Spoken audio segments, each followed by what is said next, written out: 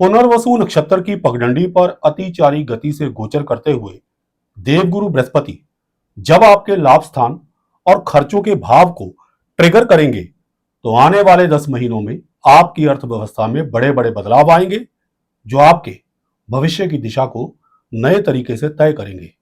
इतना ही नहीं, ख्वाहिशों की पूर्ति से लेकर कुछ मुश्किल कामों के पूरा होने तक पुनर्वसु नक्षत्र की पुनर्स्थापना यानी स्ट्रॉन्ग कम बैक प्रेम प्रसंगों के लिए बहुत ही। नमस्कार, मैं हूं आचार्य प्रकाश दत्त और आप देख रहे हैं ज्योतिष ज्ञान शास्त्र। उम्मीद करता हूं कि महादेव की कृपा से आप सकुशल होंगे।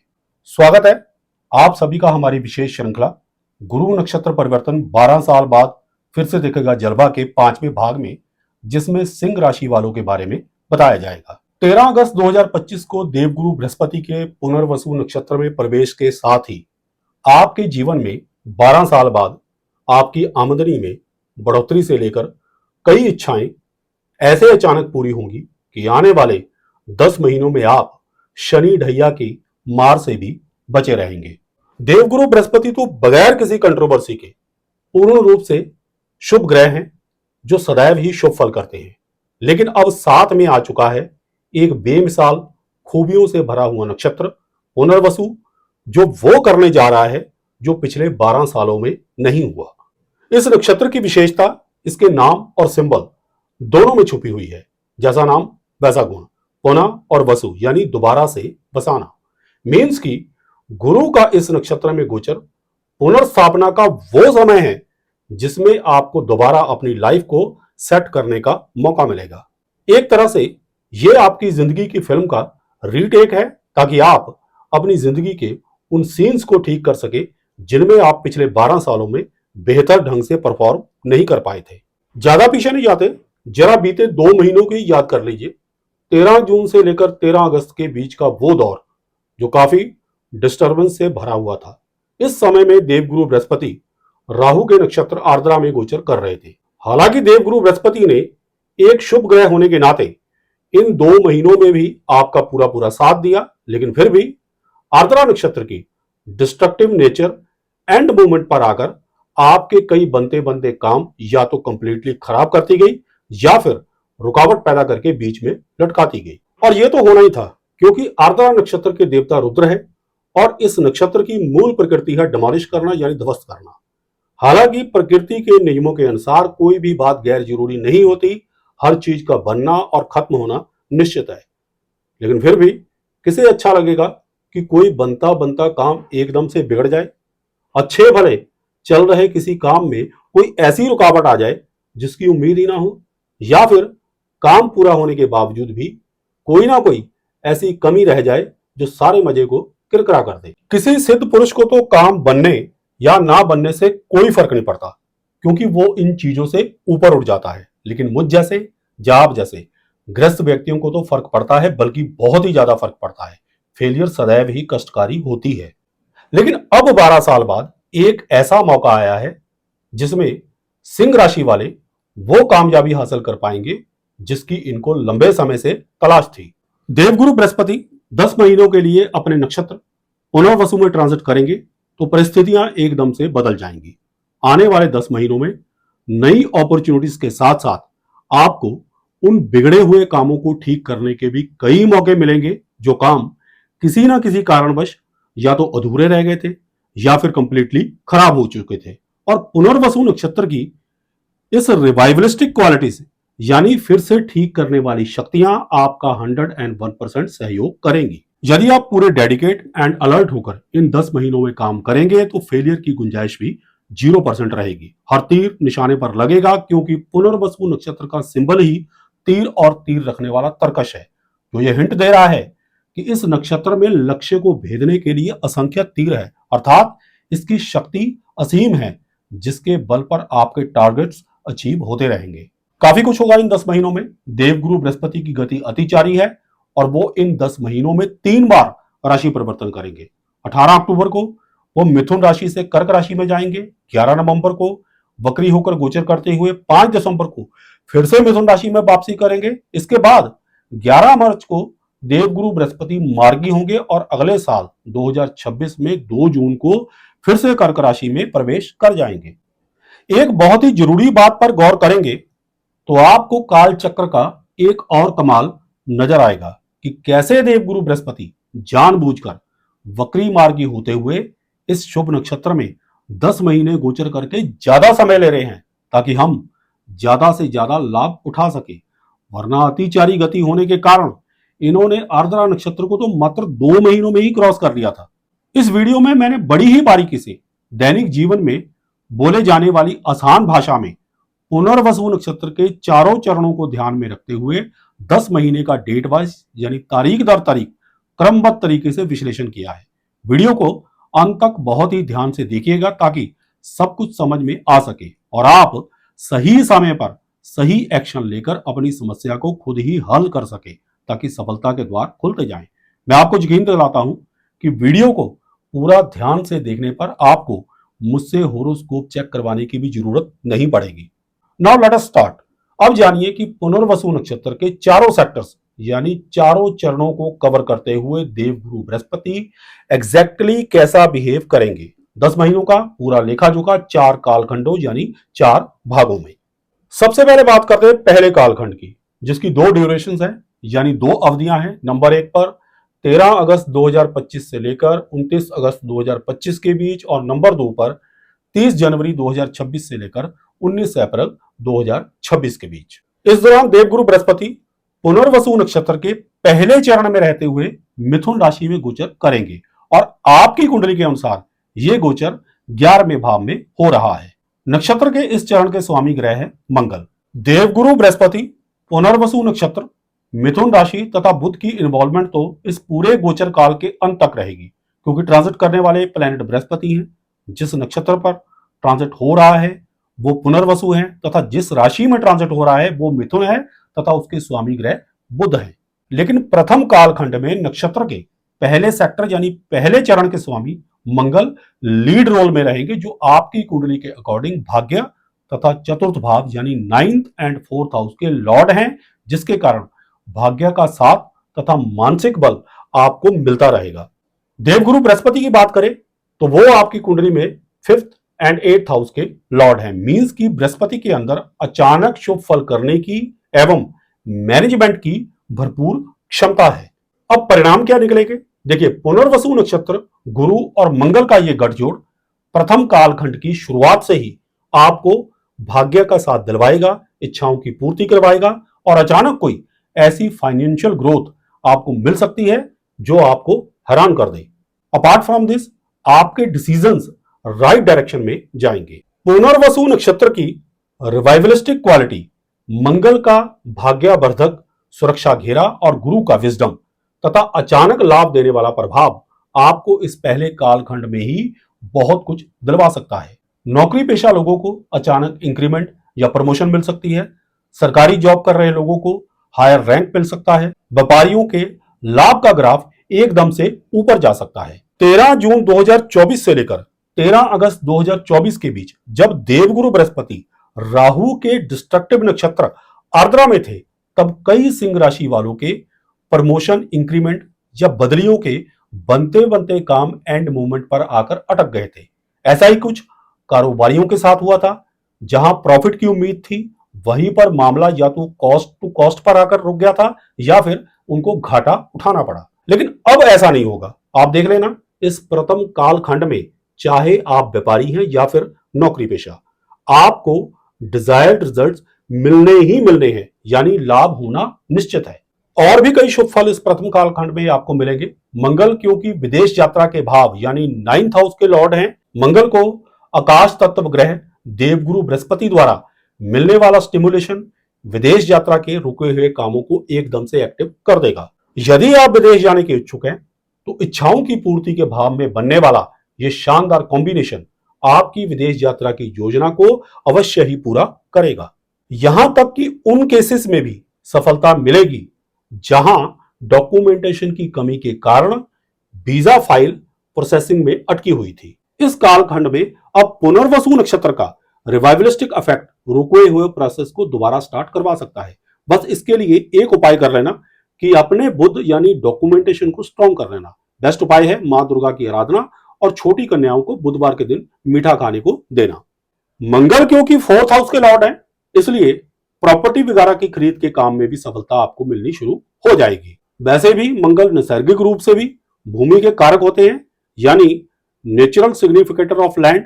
इसलिए इस कालखंड में भूमि संबंधित कामों में आपको सफलता मिलेगी, ये काम जोर पकड़ेंगे। यहां तक कि पुनर्वसु नक्षत्र तथा गुरु का शुभ प्रभाव पुराने मकानों की रिपेयर के काम को भी सिरे चढ़ाएगा। देखिए, जरूरी नहीं होता कि सभी लोग रिच ही हों। कई बार हालात ऐसे होते हैं कि पैसों की कमी के कारण बारिश में टपकती हुई छत तक रिपेयर नहीं करवाई जाती। ऑन द कॉन्ट्रेरी, कई बार पैसा होने के बावजूद भी रिपेयर का काम किसी ना किसी कारणवश पोस्टपोन होता रहता है। जो भी हो, परंतु ईश्वर की दया से इस कालखंड में इस तरह की रुकावट नहीं आएगी और आपका काम हो जाएगा। यानी रिपेयर वगैरह के काम इस कालखंड में आसानी से हो जाएंगे। बाकी वाहन इत्यादि के खरीद के काम भी सिरे चढ़ेंगे। अच्छा, एक बात और है, जो लोग प्रॉपर्टी सेल परचेज या गाड़ियों की सेल परचेज का काम करते हैं उनको भी काफी लाभ मिलेगा। ये कॉम्बिनेशन उनको अच्छा खासा मुनाफा करवा सकता है। इसके अलावा इस कालखंड में घर में कोई शुभ कार्य अवश्य संपन्न होगा, यानी कोई मांगलिक कार्य हो सकता है।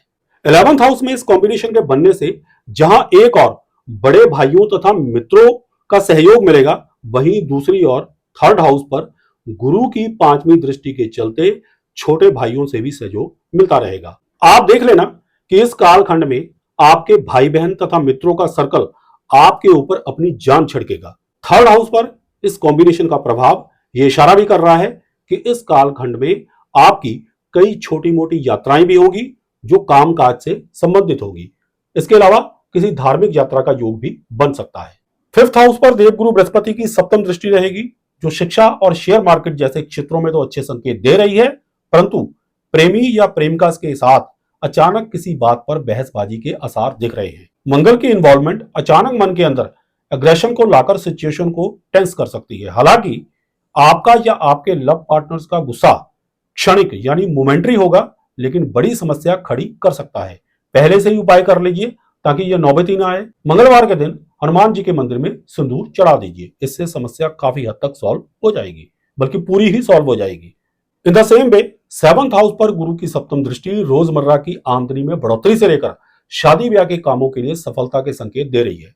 7th हाउस और इस कॉम्बिनेशन का ज्वाइंट प्रभाव शादी ब्याह जैसे मांगलिक कार्यों के संपन्न होने की ओर इशारा दे रहा है। लेकिन मंगल का नेचुरल डिस्ट्रक्टिव प्रभाव अचानक शादीशुदा लोगों के जीवन में तनाव पैदा कर सकता है। यही बात बिजनेस पार्टनर के साथ भी हो सकती है। इस तरह के अशुभ प्रभाव से बचने के लिए जितनी हो सके हनुमान जी की आराधना करें, जैसे हनुमान चालीसा या बजरंग बाण का पाठ करना, या मंगलवार को हनुमान जी के मंदिर में बूंदी के लड्डुओं का भोग लगाना या सिंदूर चढ़ाना। ऐसा करने से शांति का वातावरण बने रहेगा और किसी भी किस्म के लड़ाई झगड़े से आप बचे रहेंगे। ये तो था प्रथम कालखंड। अब बात करते हैं इस गोचर के दूसरे कालखंड की, जब देवगुरु बृहस्पति पुनर्वसु नक्षत्र के दूसरे सेक्टर यानी दूसरे चरण में गोचर करेंगे। नक्षत्र के इस दूसरे चरण के स्वामी ग्रह हैं शुक्र। इस कालखंड में 3 अवधियां हैं। पहली अवधि है 30 अगस्त 2025 से 18 सितंबर 2025 के बीच, दूसरी 4 जनवरी 2026 से लेकर 29 जनवरी 2026 के बीच, और तीसरी अवधि है 20 अप्रैल 2026 से लेकर 13 मई 2026 के बीच। क्योंकि नक्षत्र के इस चरण के स्वामी ग्रह शुक्र है, जो कि आपकी कुंडली के अनुसार कर्म स्थान यानी 10th हाउस के लॉर्ड होने के साथ साथ 3rd हाउस के भी लॉर्ड हैं, इसलिए इस समय के दौरान शुक्र, गुरु और इस नक्षत्र का मिला जुला प्रभाव आपके कामकाज के क्षेत्र में आ रही परेशानियों को दूर करके कम प्रयासों में आपको ज्यादा सफलता दिलवाएगा। यानी एफर्ट्स आप कम करेंगे लेकिन सक्सेस आपको ज्यादा मिलेगी। इस कॉम्बिनेशन के प्रभाव द्वारा शुक्र के एक्टिवेट होने से दशम भाव के फल बहुत ही पॉजिटिवली प्रभावित होंगे। कॉन्सिक्वेंटली नौकरी पेशा लोगों को प्रमोशन या इंक्रीमेंट तो खैर पहले कालखंड की तरह इस कालखंड में भी मिलती रहेगी, लेकिन इस कालखंड में सीनियर्स और बॉस का रवैया आपके लिए बहुत ही ज्यादा कोऑपरेटिव रहेगा। इवन अगर 13 अगस्त से पहले कोई बिटरनेस क्रिएट भी हुई थी, तो इस कालखंड में परिस्थितियां शुक्र के प्रभाव के कारण एकदम से ठीक हो जाएंगी। 3rd हाउस पर इस कॉम्बिनेशन के शुभ प्रभाव से बिना किसी ज्यादा प्रयास या दौड़ धूप के आपको ज्यादा से ज्यादा सफलता मिलेगी। इवन बेरोजगार लोगों को भी जॉब मिल जाएगी। इस कालखंड में अगर शादीशुदा बहन के जीवन में कोई प्रॉब्लम चल रही है तो वो भी दूर हो जाएगी। एकादश भाव जहां ये गोचर हो रहा है वहां के परिणाम तो गजब के मिलेंगे। दो दो शुभ ग्रहों गुरु और शुक्र का प्रभाव इस कालखंड में आपकी ऐसी कोई इच्छा अवश्य पूरी करेगा जो आपके लिए अपने जीवन का सबसे बड़ा सपना हो। During this time give your best with full energy as this rare combination is set to turn the greatest dream of your life into reality। मत भूलना कि ये मौका 12 साल बाद आया है और फिर ये 12 साल बाद ही मिलेगा। आगे बढ़ते हैं। गुरु इस कॉम्बिनेशन के प्रभाव को 7वीं दृष्टि द्वारा पंचम भाव पर डालेंगे। शिक्षा में सफलता, शेयर मार्केट में लाभ, संतान की उन्नति, ये तो होंगे ही होंगे। लव मैटर्स के लिए ये कालखंड वरदान साबित होगा। In love matters this period will be a divine blessings after all when the stars align heart unite. जब ग्रह साथ आते हैं तो दिल एक हो जाते हैं। शुक्र का रोमांटिक असर, गुरु का आशीर्वाद, पुनर्वसु नक्षत्र की पुनर्स्थापना यानी स्ट्रॉन्ग कमबैक प्रेम प्रसंगों के लिए बहुत ही शानदार साबित होगी। अगर किसी कारणवश कोई रिश्ता खराब भी चल रहा है, जैसे कि पहले कालखंड में कुछ चांसेस थे, तो इस कालखंड में रिश्ता फिर से नॉर्मल फॉर्म में आ जाएगा। इवन प्रपोज करने के लिए भी ये कालखंड बहुत ही ज्यादा फेवरेबल है। बस डेकोरम को मेंटेन रखें। गुरु और शुक्र जैसे प्रतिष्ठित ग्रह डिग्निटी की मांग करते हैं। वैसे भी देख लेना कि 5th हाउस पर इस कॉम्बिनेशन का प्रभाव आपको काफी नोबल बना देगा। आप अपनी और दूसरों की गरिमा का बहुत ही ख्याल रखेंगे। वैसे भी अगर मैं सिंह राशि वालों की बेसिक नेचर की बात करूं तो ये होते ही नोबल और ऑनरेबल। खैर आगे बढ़ते हैं। इस कॉम्बिनेशन का प्रभाव 7th हाउस पर भी रहेगा क्योंकि गुरु की नवम दृष्टि 7th हाउस पर पड़ रही है। यहां भी बहुत ही शुभ परिणाम निकल कर आएंगे। शादी ब्याह के शुभ काम संपन्न होंगे। वैवाहिक जीवन में मधुरता आएगी। अगर पति पत्नी में कोई मनमुटाव चल भी रहा है तो वो दूर हो जाएगा। साझेदारी बिजनेस में भी लाभ होगा। रोजमर्रा की आय में भी बढ़ोतरी होगी। इस कालखंड की सबसे बड़ी विशेषता यह है कि यदि आप इसमें अपनी संतान के लिए लड़का हो या लड़की रिश्ता ढूंढेंगे तो बहुत ही संपन्न घराने में होगा। एक और इंटरेस्टिंग बात बताता हूं। इस कालखंड में आपकी पत्नी आपका साथ भी बहुत देगी, लेकिन आपके ऊपर अपना रौब भी बहुत दिखाएगी। कोई बात नहीं, सहल है ना, इससे पैसे बहुत आएंगे आपको। बस इस कालखंड में एक समस्या है कि एक्स्ट्रा मैरिटल रिलेशंस की वजह से अचानक डोमेस्टिक लाइफ में कोई विवाद उठने की संभावना है, सो टेक केयर। उपाय की बात करें तो किसी भी किस्म के दुष्प्रभाव से बचने के लिए शुक्रवार को मंदिर में खीर का दान करें, लेकिन खुद मत खाएं। कुल मिलाकर ये कालखंड आपके लिए बहुत ही कंफर्टेबल और भाग्यशाली रहेगा। बात करते हैं तीसरे कालखंड की। देखिए, गोचर के तीसरे कालखंड में भी 3 अवधियां हैं। नंबर 1 पर 19 सितंबर 2025 से लेकर 17 अक्टूबर 2025 के बीच, नंबर 2 पर 5 दिसंबर 2025 से लेकर 3 जनवरी 2026 और नंबर 3 पर 14 मई 2026 से लेकर 1 जून 2026 के बीच। इस कालखंड में देवगुरु बृहस्पति पुनर्वसु नक्षत्र के तीसरे चरण में ट्रांजिट करेंगे, जिसके स्वामी बुध ग्रह हैं, और गोचर आपके 11वें भाव में ही रहेगा। इस कालखंड के दौरान बुध काफी शक्तिशाली रहेंगे और आपकी अर्थव्यवस्था यानी फाइनेंशियल कंडीशन को स्ट्रॉन्ग बनाएंगे। आपकी कुंडली के अकॉर्डिंग बुध 11वें तथा दूसरे भाव के स्वामी है। क्योंकि बुध और गुरु का ये कॉम्बिनेशन आपके लाभ स्थान में बन रहा है, इसलिए इस कालखंड में आपके पास पैसा बहुत ही आएगा। बुध का संबंध क्योंकि दो धन स्थानों से है, दूसरा और 11वां, इसलिए इस कालखंड में धन आपकी तरफ स्वतः ही यानी ऑटोमेटिकली खिंचा चला आएगा। इस अवधि में रोजमर्रा काम करके कमाने वालों की आमदनी बढ़ जाएगी। देखिए, यहां पर मैं एक बात क्लियर कर देता हूं कि काम के हिसाब से ही आमदनी बढ़ेगी। अगर किसी का काम करोड़ों में है तो आमदनी भी उसी हिसाब से बढ़ेगी। अब मेरे जैसा व्यक्ति ज्यादा से ज्यादा 2-4 होरोस्कोप और देख लेगा ना, ऐसा तो हो नहीं सकता कि मैं एक झटके में ही दिन में लाखों या करोड़ों कमा लूं। ये बात सब पर लागू होती है। बाकी आप अंतिम यानी चौथे कालखंड में एक आधी लॉटरी डालकर अपनी किस्मत को आजमा सकते हैं, क्योंकि उस कालखंड में अचानक धन लाभ की संभावना दिख रही है। खैर आगे बढ़ते हैं। बुध वाणी के कारक हैं और आपकी कुंडली के अकॉर्डिंग 2nd हाउस के भी लॉर्ड है, जहां से वाणी का विचार किया जाता है। रही बात गुरु की, तो वो विजडम को रिप्रेजेंट करते हैं। इसलिए इस कॉम्बिनेशन के द्वारा 2nd हाउस के ट्रिगर होने से इस कालखंड में आपके बोलने चालने का अंदाज बहुत ही प्रभावशाली हो जाएगा। कॉन्सिक्वेंटली आप अपनी सधी हुई भाषा से लोगों को मंत्रमुग्ध करके अपने कई कठिन काम निकाल पाने में कामयाब हो जाएंगे। यानी आपकी वाणी जो है वो आपका सबसे बड़ा हथियार साबित होगी। बाकी 7th हाउस पर इस कॉम्बिनेशन तथा मधुर वाणी का प्रभाव गुरु की नवम दृष्टि के द्वारा जाएगा, जिससे लोगों का ओपिनियन आपके लिए पॉजिटिव रेटिंग देगा। पब्लिक से डील करने वाले लोगों, टीम लीडर्स या नेताओं को इस योग का काफी लाभ मिलेगा। ये कालखंड भी दूसरे कालखंड की तरह शिक्षा, संतान, प्रेम संबंधों, वैवाहिक जीवन या शादी ब्याह जैसे कामों के लिए अत्यंत शुभ फलदायक रहेगा। लेकिन इस कालखंड में बुध तीसरा भाव, पांचवा भाव और सातवें भाव के एक साथ ट्रिगर होने से कन्या संतति के लिए यानी आपकी पुत्री के लिए विशेष तौर पर शुभ फलदायक रहेगा। यदि आप अपनी पुत्री के शादी ब्याह को लेकर चिंतित हैं तो इस अवधि में ईश्वर की दया से आपकी चिंता का निवारण अवश्य हो जाएगा। वैसे तो ओवरऑल ये कालखंड आपके लिए बहुत ही शुभ फलदायक है, लेकिन धन के लाभ को और भी ज्यादा बढ़ाने के लिए बुध को प्रसन्न करें। इस कालखंड में आप मां दुर्गा की आराधना कर सकते हैं, छोटी कन्याओं को बुधवार के दिन मीठा खाने को दे सकते हैं, उनको पहनने के लिए कोई वस्त्र दे सकते हैं। बाकी आप अपने घर की बेटियों को भी उपहार स्वरूप बुधवार के दिन बढ़िया सी ड्रेस लेकर दे सकते हैं। ऐसा करने से आप पर मां दुर्गा की कृपा बनी रहेगी और आपके समस्त प्रकार के कार्य सिद्ध होते रहेंगे। बात करते हैं चौथे यानी अंतिम कालखंड की, जिसकी दो अवधियां हैं। नंबर 1 पर 18 अक्टूबर 2025 से लेकर 4 दिसंबर 2025 के बीच और नंबर 2 पर 2 जून 2026 से लेकर 18 जून 2026 के बीच। मैं स्क्रीन पर भी ये डेटे चला रहा हूं, आप स्क्रीनशॉट ले सकते हैं। इस दौरान देवगुरु बृहस्पति पुनर्वसु नक्षत्र के चौथे चरण में रहते हुए कर्क राशि में आपके 12वें भाव में गोचर करेंगे। अब यहां पर एक बात नोट करने वाली है कि इस कालखंड में देवगुरु बृहस्पति की अचानक फल करने की क्षमता बहुत ही ज्यादा बढ़ जाएगी। इसके पीछे 3 कारण हैं। कारण नंबर 1, गुरु अष्टम भाव के स्वामी है। कारण नंबर 2, अष्टम भाव पर उनकी नवम दृष्टि है। और कारण नंबर 3, 12वें भाव में राहु का प्रभाव नैसर्गिक रूप से होता है। अब अष्टम भाव और राहु दोनों ही अचानक फल करते हैं, इसलिए इनके एक्टिवेट होने से गुरु की अचानक फल करने की क्षमता कई गुना बढ़ जाएगी।